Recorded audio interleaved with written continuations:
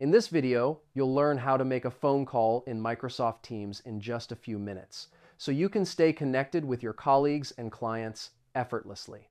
First, open Microsoft Teams on your computer or mobile device. Sign in with your work or personal account and make sure your Teams app is fully updated to access all the latest calling features available. Next, click on the Calls tab on the left sidebar. This is your dedicated space for making and receiving calls, where you'll find your dial pad, contacts, recent calls, and voicemail all in one place. Now, to call someone in your organization, type their name into the search bar at the top. Select the person from the drop-down, then click the phone icon to start an audio call or video icon for video.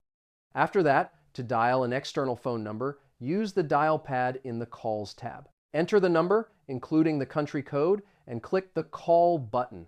Note that this requires a Teams calling plan for external calls.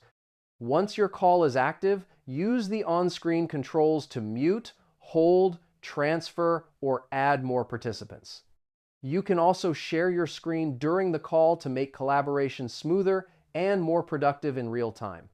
And that's it. You now know how to make phone calls in Microsoft Teams and stay connected with anyone, anywhere,